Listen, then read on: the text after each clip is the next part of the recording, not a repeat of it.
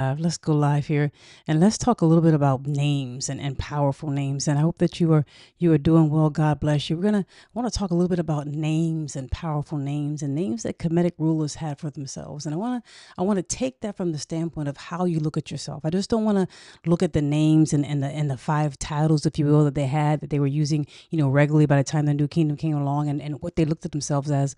But I want to take that concept of how you view yourself, how you name yourself, what you answer to, and your whole perspective of yourself, because that's the most important perspective you'll have in your life is the one you have of yourself. How do we take that information and learn from what they did and apply it to our lives today? Because that's what this is all about. So I want to say thank you for joining me.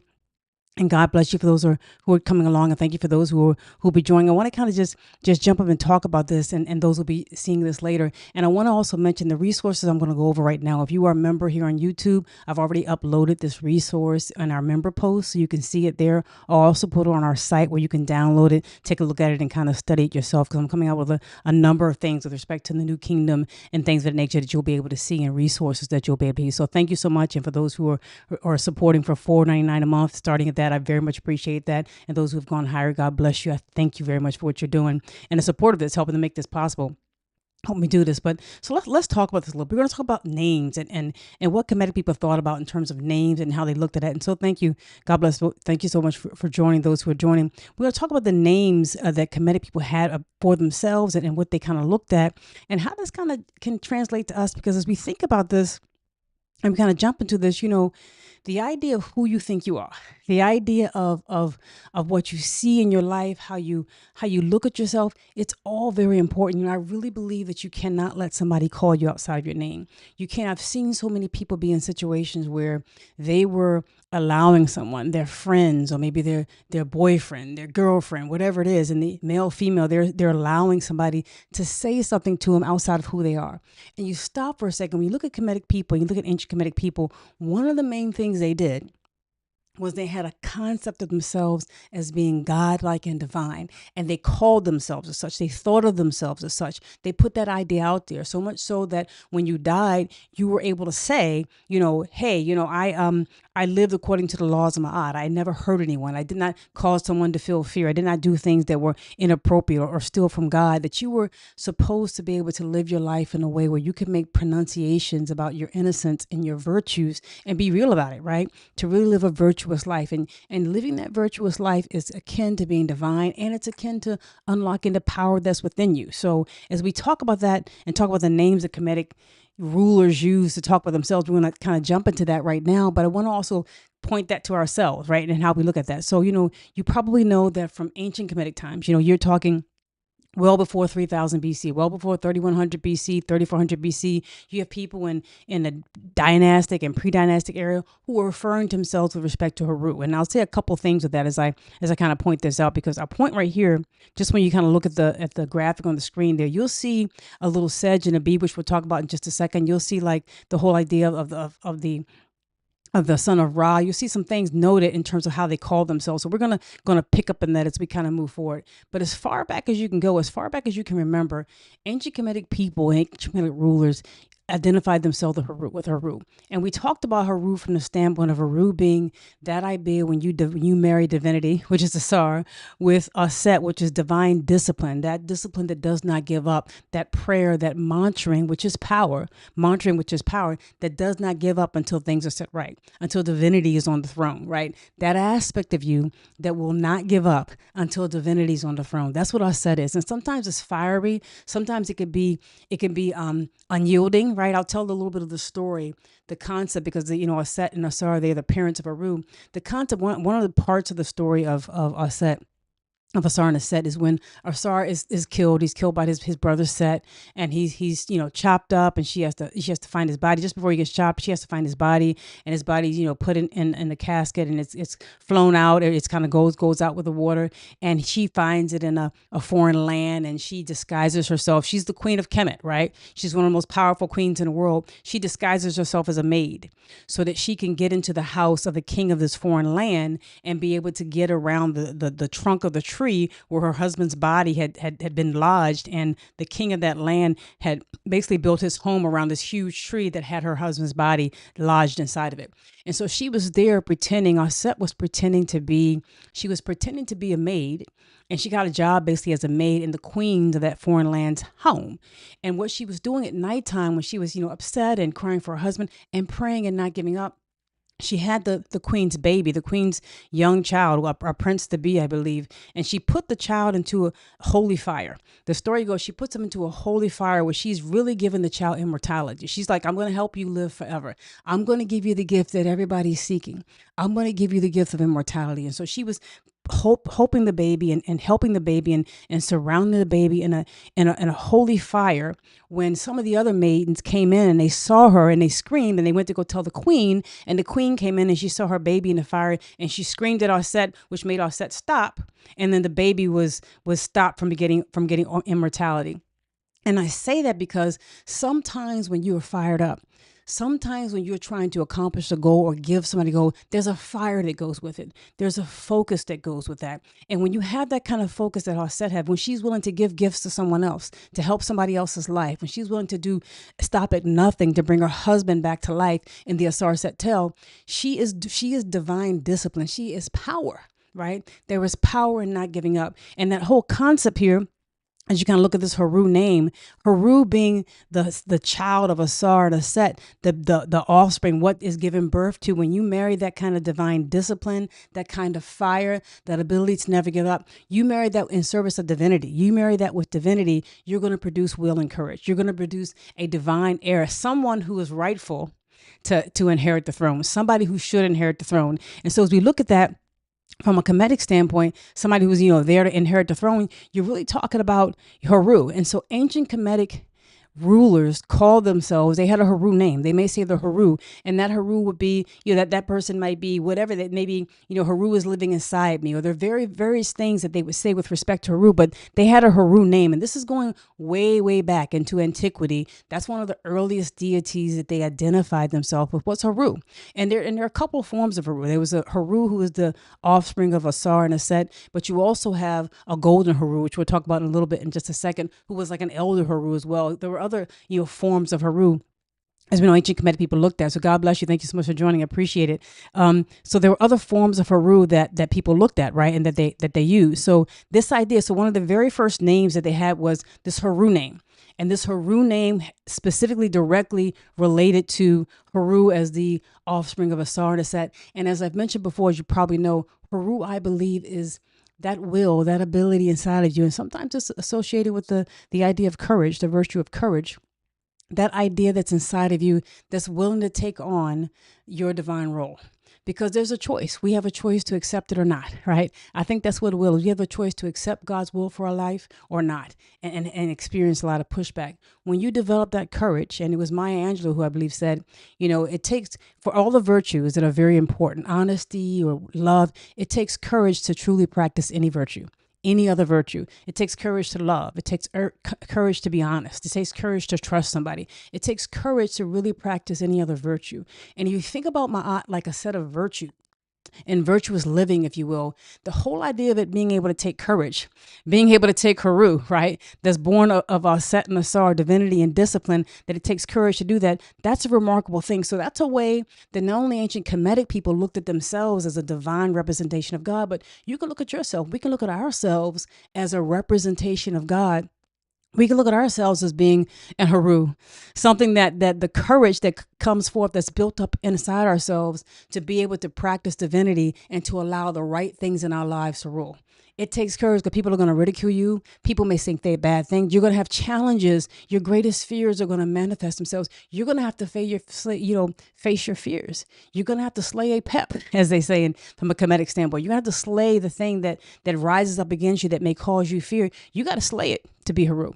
So think about yourself, your own Heru name, if you will, and how the Kemetic leaders look at themselves as a concept and a kind of Heru. And I'll just check down. Thank you so much. God bless you for those who are joining. Thank you so much. God bless you. And for those who are kind of joining in the chat too, I very much appreciate it. So you have to really kind of respect yourself and have courage to do that, right? So they had a Heru name. So one of the very first things you'll see when you see ancient Kemetic writings and you'll see them talk about a king, a ruler, and this gentleman over here is Mentuhotep.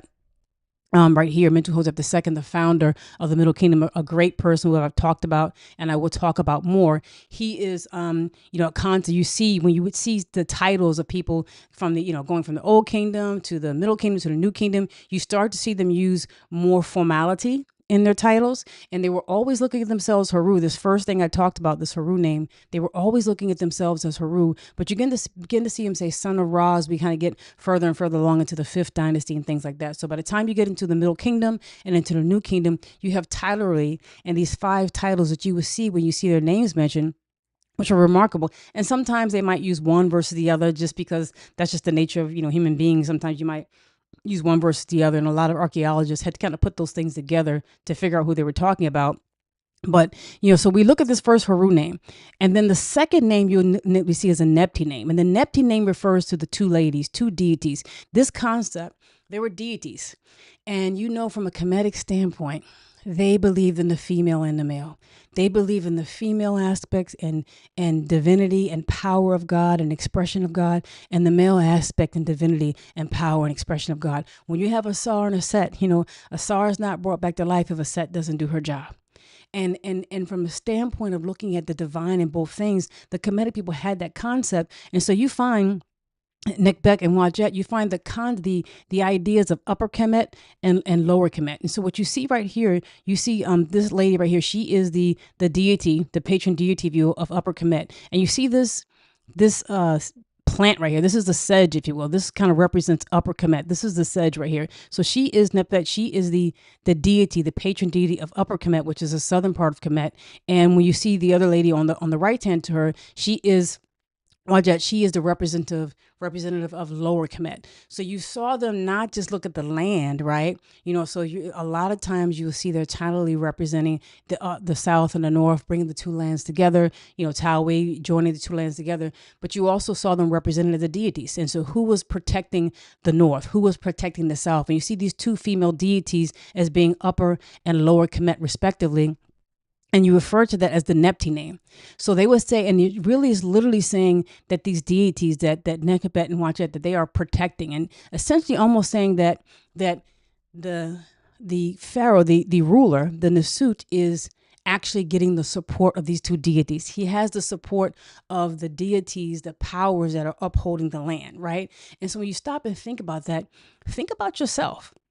Think about who you think is important. Think about the powers of the earth. Think about God and the powers that are out there, and really think about the divine powers actually supporting you. That when you step out in the world and you go to do something, the universe is supporting you. The things that make things, that hold things together, God himself is supporting you. That is the idea that a Kemetic ruler would have stepped out on, that I am here doing what I'm supposed to do, taking on this because the 2 ladies, if you will, the 2 deities, 2 goddesses of upper and lower Kemet, south and north, they are supporting me. So this Nebty name, literally a lot of times you'll see people say 2 ladies, but the words using is Nebty, that this Nebty name is referring to the support of the 2 ladies. So when you think about that, I think it's a powerful mindset to have in yourself that God is supporting you.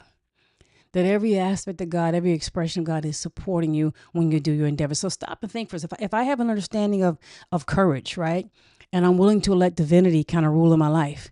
And then I understand the next step. I understand that divinity supports me, that God that's running everything is supporting me in my efforts. I have a bit of a courage about me. I have a bit of a perspective of myself that's a healthy view of myself. And a lot of us don't have healthy views. There's so many things that come at our children to make them think not positively of themselves. Imagine if you deconstruct that and you build up bricks, if you will, strong things like a pyramid that support your idea of who you are.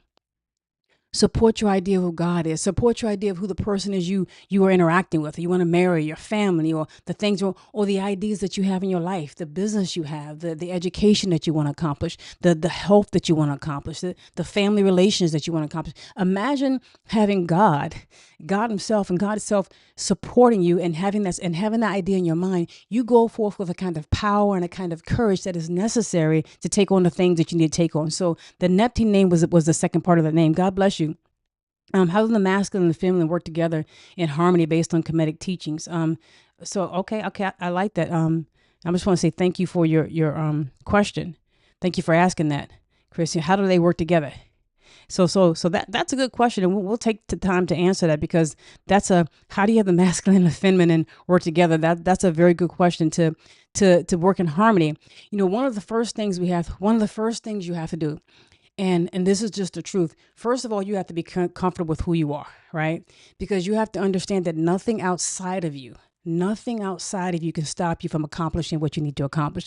If you are partnered with someone, if it's raining outside, if you have an evil enemy, if you have racism, all these things that you think can stop you do not stop you, right? And so if you were having a situation, and this is where Auset comes in.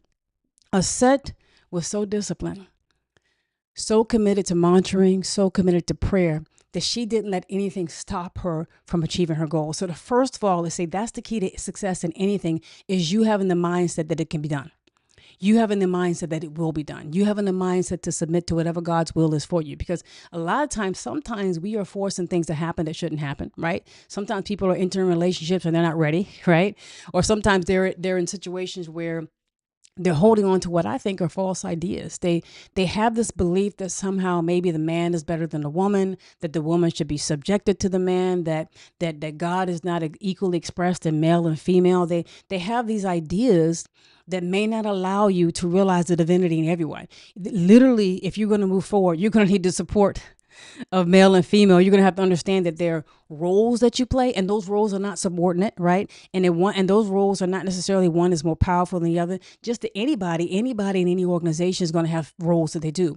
And so one of the things you do, I think, is you believe in yourself and you respect what the other person does. If you come into a situation and anybody tells you that you are not as close to God as they are, that's a problem. That's already going to have an uneven balance. It doesn't matter who you are. And if you come into a situation believing that the other person, that your partner you're working with, is not as close to God as you are, that's also a problem. Or cannot be as close to God, that's a problem. You're going to automatically have an uneven relationship. It's not going to work, because God, everybody has access to God. Everybody has his value. This is not something that's locked up for one or two people. This is something that everybody has access to. And this is how we move forward. How on earth, because you ask a very good question, it's not even just the male and the female that we have to get to work together. It's our whole society. Think about the concept and the idea of building a pyramid. How did you get that many people, my gosh, to work together for that long to accomplish a goal?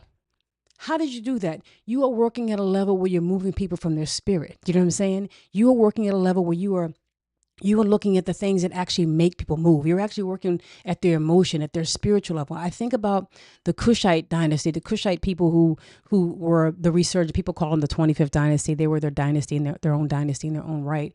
But they were able to develop a society, even after Kemet was, kind of falling off. They were able to develop a society that lasts another 1,000 years after the new kingdom fell.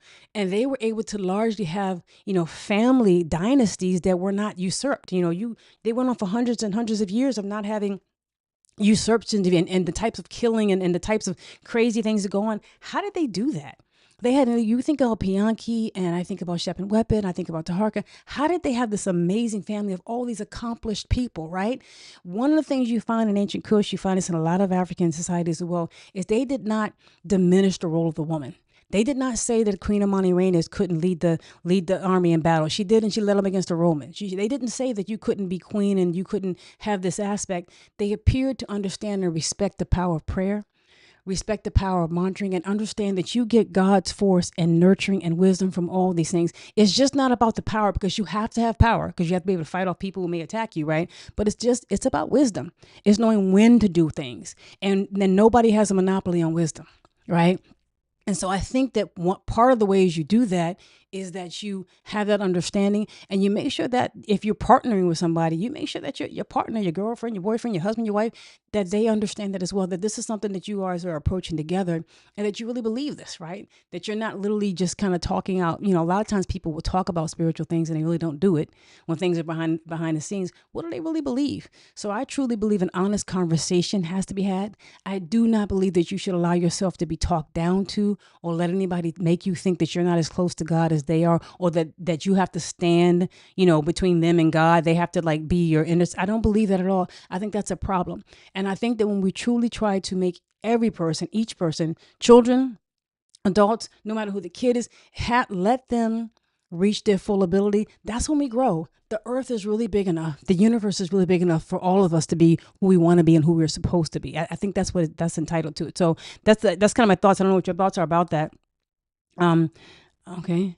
Means woman is the village, Auset the mother, the healer, and the princess, right? That's a good point. And I think it's important as we talk about that. We should have respect. We should have respect for the women and what they do, and for the fathers and what they do, the men who are men, right? I say this all the time. King Pianki, who was a Kushite king who came and took over ancient Kemet, one of the famous scenes is when he goes to a town in kind of upper middle Kemet, if you will, and he runs the town. He looks at the people and he looks at the guy who's supposed to be the ruler. He says, "Where are your adults? Your cities are filled with children. You have no men, no grown women here. You have no adults." He's telling, there's no adults running this place. A lot of times we are not really playing the roles of leadership, being on lookout that we should play. And so you find we don't have adults in the room. Everybody wants to be a kid, right?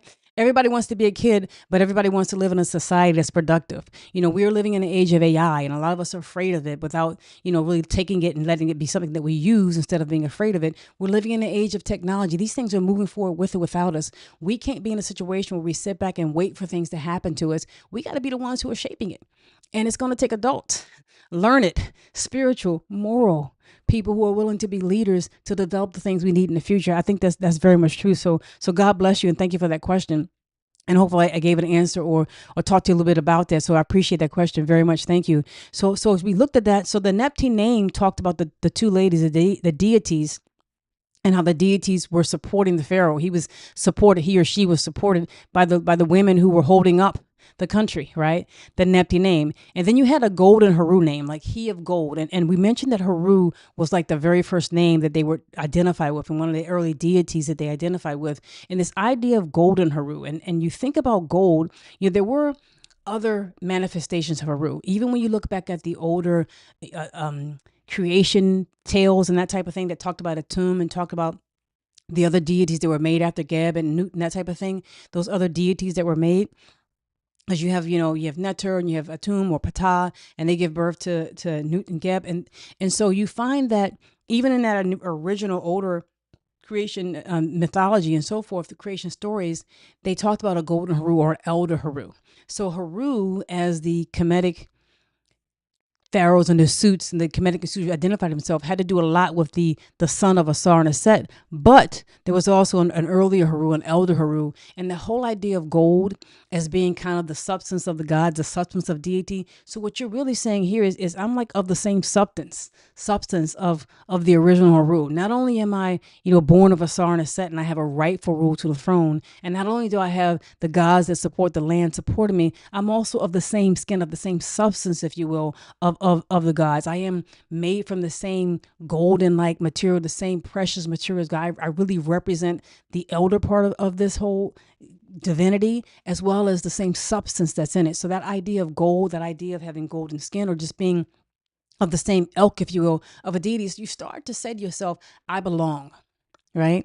So when I see that and I hear that, I hear the words I belong. Thank you so much. God bless you. Thank you so much. I hear the words I belong. Right. Because when you start to say to yourself, I am a golden Heru, and the golden Heru, and you have a name beyond that, the golden Heru, such and such and such. I am someone, not only do I have, the courage to live out divinity and recognize that should be what's in charge of my life. That should be what I'm living. And not only do I have the forces that be supporting me, I belong here. I should be here. You don't have a doubt. I should be here. That's a peaceful, that's an amazing thing to think about yourself, to think that your divinity, that you should be it, that you deserve. This is where you should be. This is where you belong. And I think that golden Heru name kind of says that, in my opinion, that this is where you should be. It's where you belong. And then they have what becomes the most famous names. Some of the more famous names that we hear people talk about with respect to ancient Kemetic, rulers and the suits is the whole idea of king of upper and lower Kemet. And they always say Egypt, but they'll say king of upper and lower Egypt, king of upper and lower Kemet. That's what they say. But what they're really saying is Neswt Bity. What they're really saying is Neswt Bity, and Neswt is like this flower, this plant that is plentiful in the southern part of Kemet, and it's really saying he, the one who's of the sedge, the one who's of this plant, the one who's of the sedge. So you find the Neswt Bity here, and then when you look at there, you kind of go, and I'm kind of, you have to blow this up a little bit. You kind of get an idea right down here when you start to look at, as I kind of pull it up, as you start to look at right here, you see the sedge, which is the same thing that's right here. That's the plant. And right behind that, you see the Bity, which is almost like a bee. It's almost like a bee-like figure, like a bee-like animal.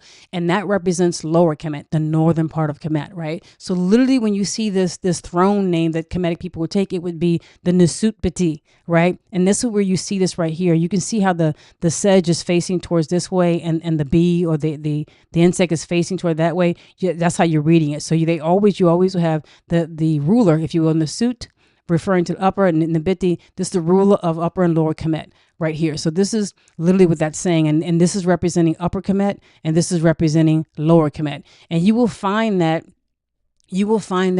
maybe sometimes with respect to some deities you may see that, but you will find that often with ancient Kemetic, rulers, right? You will find that with them. And a lot of times the word Neswt, just this first part here, and some people will say Nesu or NS, U or NSW, that's it, or NSWT. But this Nesu was also referring to a general name for ruler. So when you talk about Kemetic people, it's more proper and more appropriate to call them Nesuts. Call them what they call themselves, right? Neswt Bity. Call them the Neswt, not just, the names that we use now that don't necessarily represent who they are, but this Neswt Bity. And this would be the name that a Kemetic ruler would take on when they took on the throne. So they call this the throne name. And if you see this, written down, they'll say Prenomen or throne name. It's the Neswt Bity name. Whenever you see them say King of Upper and Lower Kemet, they're talking about the Neswt Bity name. And I say, why not call them the Nesuts? And it is the sedge, this plant, as well as this bee. So you can see it kind of represented right here in Mentuhotep. You can see that kind of represented. And for me, it represents kind of double sides of life. And you you asked a very good question earlier. How do we get the male and female to act together? How do we get, two sides that may seem like they're different or might seem like they're opposing? How do we get them? You have two sides to everything. You have two sides to maybe even sometimes whether you want to get up and do something. You may have a side of you that's afraid of doing it and another side that's willing to do it, right? You have two sides. A lot of time there's a duality in a lot of what we do. How do we get that to work together? And when you become kind of Lord of your own life, when you become Lord of understanding that you are in the driver's seat in terms of realizing your divinity and fulfilling God's will in your life, you begin that you are actually in control of these two sides that are coming together. You actually have the ability to influence these two lands where you are the Neswt Bity of your own life, your own circumstances, the own things that are coming to you. And I remember, if you look in the Bible and you see Paul saying, every time I go to do too good, evil presents itself. He's as if he's kind of battling with, principalities and spiritual things and that type of thing. He talked about the dichotomy and the contrast that's there. And I think from a Kemetic standpoint, you look at yourself as being Lord over that. You look at yourself as saying, I'm in the driver's seat. I don't have to worry about the conflicts that are there. Or you say, how do I get male and female? As you begin to pray, as you begin to realize your divinity, you will find amazing things move for you. You will find amazing things come that you didn't have to work that hard to get. Once you start committing to divinity, once you start committing to the divine, because if you commit yourself to living Ma'at, and our Kemetic ancestors gave us specifics around Ma'at in terms of virtues, right? If you commit yourself and living out not just the I have not done or I've done this, but also living out the truth of what God has for you, living out your own truth, then you will come to understand that you don't get with someone and partner with someone who's not living truth. A lot of times, a lot of things we do. Nathu, thank you, and Shona, okay? It means that you. Thank you. Thank you for sharing, Molly. I appreciate it. Thank you so much for saying thank you to me. I appreciate it. Thank you. God bless you. A consciousness, okay? Okay, Kemetic philosophy without violating the singularity of God. Where do I begin? So we'll talk about that. So that's a very interesting point. So you also begin to understand that if somebody's not living truth, you don't accept them into your life. I don't care who they are. A lot of times we will accept people in our lives who are lying, who are not telling the truth, and we make excuses for it all the time, every day. I know a lot of people, a lot of women, I'm just talking about women. It could be women and men. I know a lot of women who will meet a young man, and that guy, maybe they meet him in a club or they meet him at a party or something. And that guy is kind of deceitful. Maybe he was dating somebody else, and then you found out he was dating somebody else, but yet you still want to date him, and you just make your mind up and say, well, he was that way to her because she was mean. It's not him. He was mean, but he was lying. He was lying to her. He was lying to you. And now you're dating him and you still want to date him. If he was deceitful to her, you have to stop for a second and say, put on your lens, put on your ma'at and your truth lens. If I'm not living truth, I can't expect it to be, and I can't expect that someone else who's not living truth to be in my life and to be a good partner. We see it when it comes to business. Imagine you wanted to get into the most important business venture and decision that you had, and you were going to partner with somebody, but you found that person was a liar, that person was a cheat, that person was not trustworthy. Why would you partner with him? Why would you marry someone like that? But we marry him, right? We do that. And so that perspective of looking at it from a Neswt Bity standpoint, but that perspective of the dichotomy is having a true understanding. If that person's not living truth, if I'm not living truth, I can't expect the divine blessings to come. And I think sometimes we fall into problems when we're asking, how can we have male and females working together? Sometimes we're not actually dating adults spiritually. Let's stop for a second. And I'm going to be glad to hear your thoughts. I'd love to hear what you think about this in the comments. A lot of times we are not dating spiritual adults. You think about this from the standpoint of we have, many people who are, you may have a child, right? And that child is, I don't know, in 10 years old or whatever, some grade. And they are, trying to learn math. And let's say you're going to teach them calculus. And you may say, well, they can't really learn calculus right now because they just haven't had enough. They haven't grown up. They haven't had enough exposure to math to really be able to master calculus. I need calculus in order to get this ship to fly, this plane to fly and to go in outer space. I need calculus, but this child is not ready for you until they're developed. But spiritually speaking, it's the same thing. Right? From a ma'at standpoint, actually practicing truth. Do you actually pray more than you watch TV? I was talking to someone about that today. Think about spiritual adulthood. Do you give more time, more attention, more sunlight, more water, if you will, to the garden of your life spiritually, or to things that are kind of trashy, like, television, or things that don't really contribute to your divinity? How do you nurture your own divinity when you're not willing to spend time with it? And when you spend time eating your vegetables, so to speak, doing the right thing spiritually, then you begin to become an adult. It's an adult in the room. It goes back to what King Pianki was saying from a Kushite standpoint. Your cities are filled with children, right? You got children running. Imagine children running a kitchen, or children running some type of business or a cafeteria, right? If children were running a cafeteria, there would be candy and potato chips and chocolate and everything, and everybody would be sick. And nobody would have good health. Everybody would be sick. But the adults have to come in the room and say, no, we're not going to have candy and chocolate, for dinner and for breakfast, lunch, and dinner. You got to eat your vegetables. And you'll be strong enough to take on the things you need in life. A lot of times spiritually, we get with people who don't eat the vegetables, who are not spiritually adults. They're not mature spiritually. And so when you think about the male and the female coming together, the first thing you have to truly ask yourself is, one, am I mature spiritually? Do I do the things I know I need to do? And I know I can always do something better. Right? And then when you start doing something better yourself, you recognize it in somebody else. You recognize when somebody is or is not doing it. Not in a judgmental way. You just recognize the game, right? You understand it. If you're a great ball player, like, Jordan or somebody, when he got on the floor and he saw somebody who could play or somebody who was great, he recognized it. He knew, okay, that person can play. I got to pay attention to them. I can see it in their eyes. I can see their determination. And I'll tell the story because I think it's a relative story. And we're going to touch on what you said. Mod applying the Hermetic principles. I'm going to touch what you said. So I pray to Allah, not mean. One second. So I remember there's a story that it was I was like, I forget his name. What's his name? Jason. It may have been Jason Williams, one of the players. I think he played for the Bulls. He was telling a story. You could probably look it up. I think he was being interviewed on ESPN one time, and he was telling a story about how he was playing against the Los Angeles Lakers. They were in town, and he was playing against the Lakers, and he was the main player, one of the big players on his team, and Kobe was obviously the big player on the Lakers team. And he got out there early, and he's doing his reps, and he's warming up and everything. And Kobe got out there, and Kobe got out. He saw Kobe.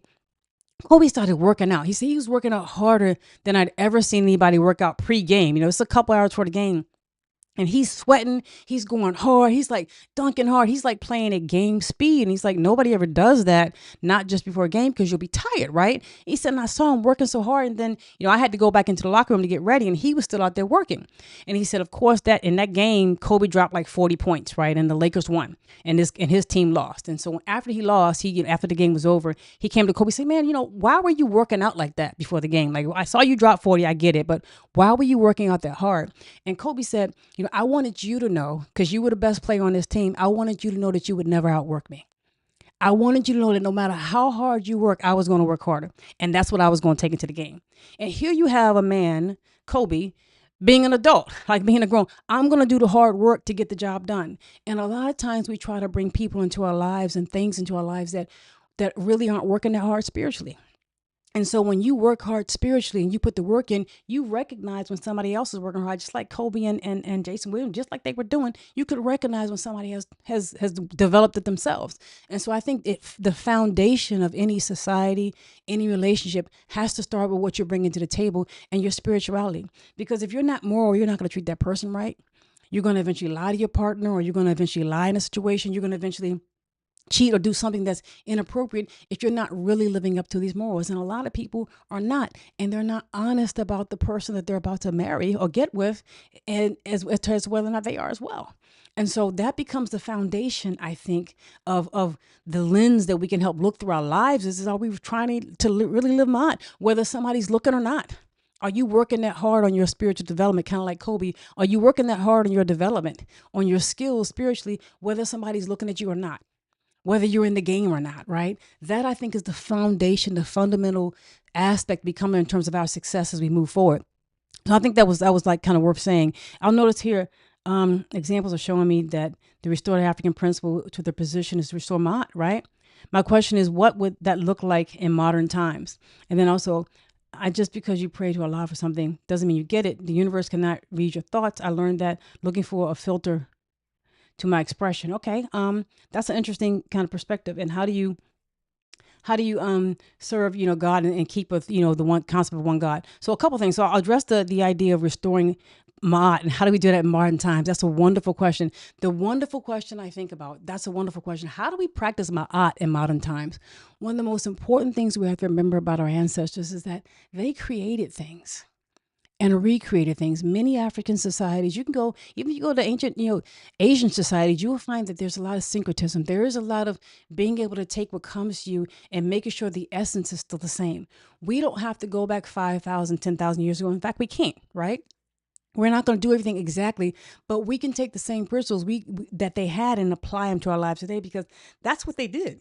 They created society. And I ask myself the question sometimes, and I wonder what you think about it. When I think about, or I hear other people and they may ask about, why are things hard with them?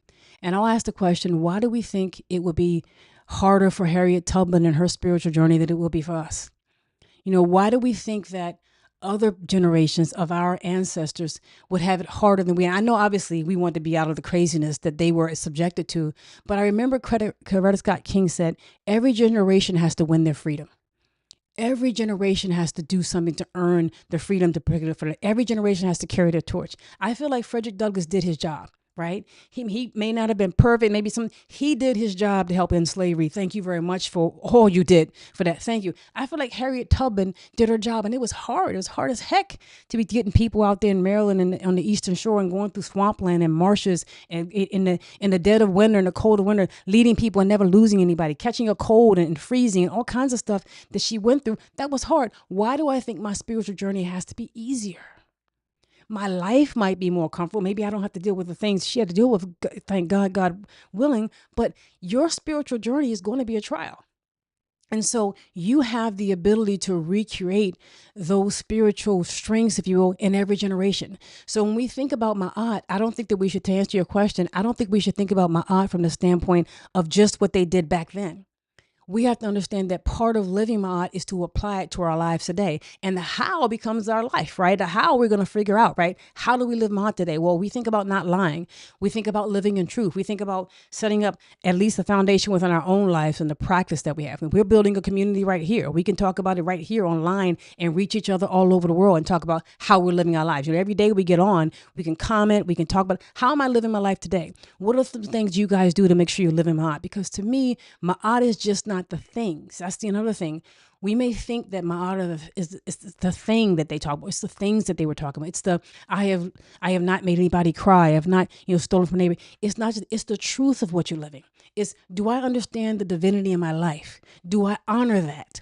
Do I make sure I respect that? And that looks like when I respect another person. That looks like when I do something unto somebody else that I would have them do to me. That's what that looks like manifest, but it's also a feeling and an understanding that that truth is living in you and that you have a divine will, you have a divinity, you have a purpose, right? And it's living that truth, and that truth allows you to live in virtuous ways. So it's kind of easy when you think about that Ma'at can be applied to any time. How do I live up my truth? How do I live up my truth in a way that I treat people as I want to be treated?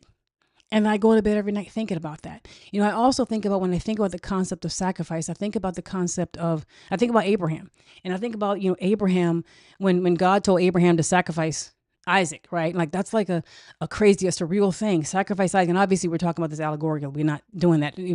So God told Abraham to sacrifice Isaac, and Abraham was willing to do it. The story, the idea of that, because obviously we're not going to do that in real life. The idea of that is you don't get to pick your sacrifices.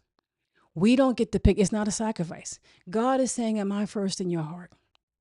Just like Kobe in that analogy, is Kobe is working harder than Jason Williams. He's working harder than his opponent. Is God really first? In his idea, he wanted to win better, worse. He had a bigger desire to win than this person did. He had a bigger desire to win, right? There's another story, and you guys can look it up. There's another story where Allen Iverson is playing. He played against Kobe, and I don't forget who won. Maybe the Lakers won, whoever won that time.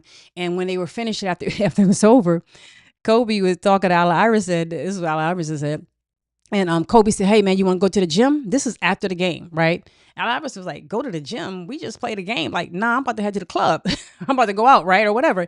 And he was like, for real? He's like, nah, you don't want to come with me to the club? He said, nah, I'm going to go to the gym. Here's Kobe after the game saying to Allen Iverson, you want to go to the gym together? Because he recognized he had good game. Let's go practice together. Allen Iverson's like, well, I'm going to go out and kind of party a little bit. This is a man who wanted stardom. He wanted success more than maybe a lot of people. He had a drive for it, right? He wanted that success. There's another story that one of the players, I think who's still playing now, said that, Kobe had told him one of the things he did was whenever he would go to a city, you go to a away game, is that he would go and he would get his people to try to open up a gym. And sometimes it was hard to get a gym. And in one place he would go, he would find a high school gym, and he had his people talk to the janitor there, and the janitor would come meet Kobe there when they got off the plane. And he would end up going to a gym to work out before he went to the hotel. This idea is how big is your drive, right? So when you think about Ma'at, the idea and the concept of sacrifice, the concept of living truth, it really is just about, do you have God first in your life? Do you have that as your main driver?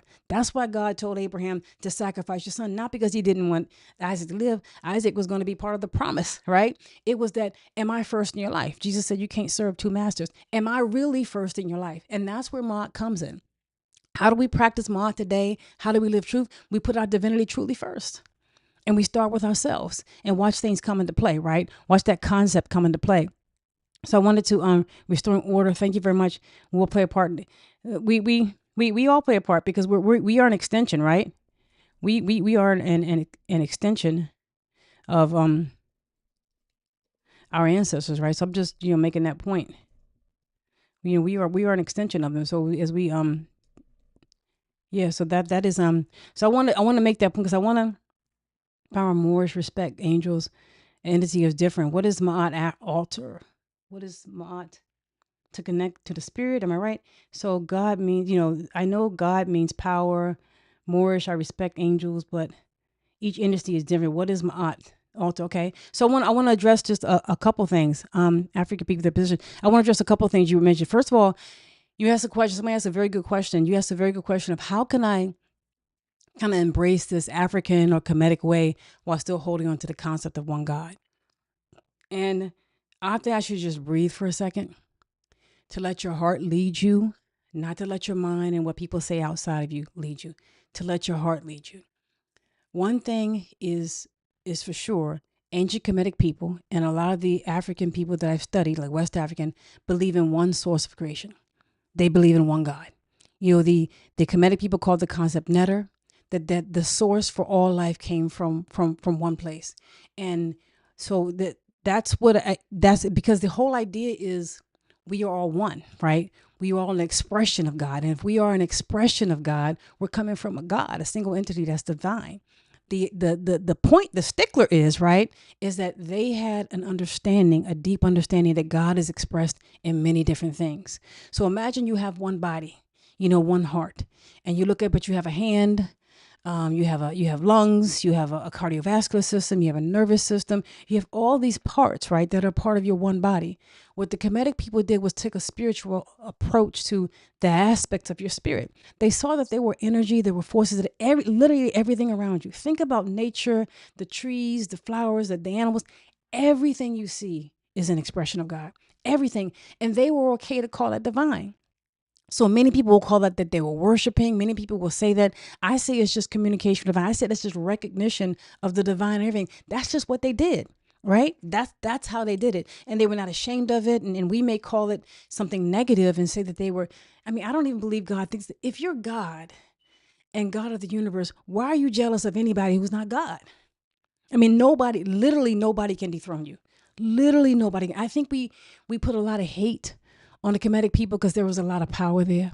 I think there's a lot of power and richness in understanding and recognizing that everybody and everything is an expression of God. Imagine that for a second.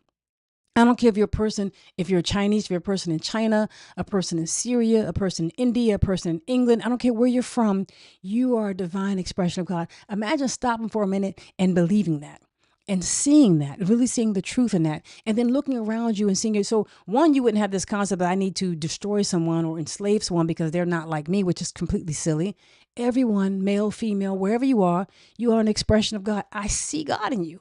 I can relate to God in you. I can touch and interact with the God in you, and we can have an amazing experience. That's what love is.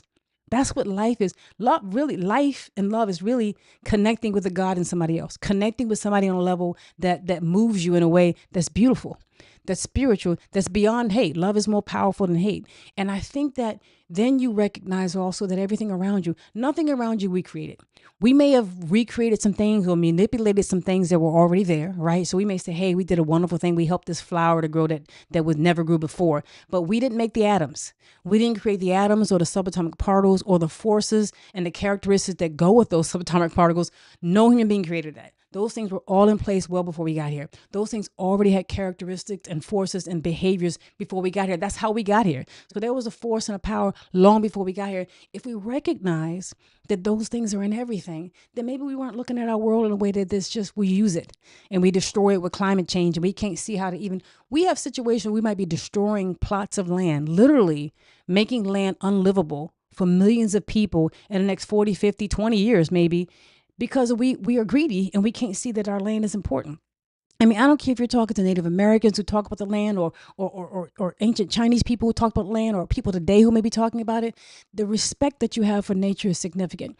And I think what African people did, and what Kemetic people did in particular, and Kushite people, was that they had a respect for God, for the expressions of God. And so to me, there is no contradiction between understanding that this thing is beautiful, this nature is beautiful, and it comes from one source. There really is no, and the beautiful thing that I see about that when I study science, because I like looking at physics and studying that, I don't see a contradiction. Like people trying to scientists talk about a Big Bang, everything coming from a point of a singularity, a point of singularity. What we know about physics and what we think we know, right, from right here, is that we believe everything in the universe, everything, all matter, all energy, all force came from one point of a single point. Now, we don't talk about until very recently, even what I've seen, we really haven't really delved into what happened before, what caused the singularity. If there was an explosion, if there was a spark, wherever there's smoke, there's fire, something caused it, cause and effect. We can't get beyond that, but we believe from all the math, all shows us that it came from a point of singularity. There's no contradiction. There's one God, there's one source. That to me, there is no contradiction. The only contradiction comes in if you hear a lot of the people clamoring. This journey, this idea of faith, this idea of reclaiming your divinity is going to take trials. It's going to take climbing over mountains. It's going to take faith because you're going to get pushback, but you're going to be at peace and it's going to be well worth it. So I think there is no contradiction. I think there's one God, and I think that God is expressed in everything. To become a king next life as well. They're called, okay, the lion spirit. Okay.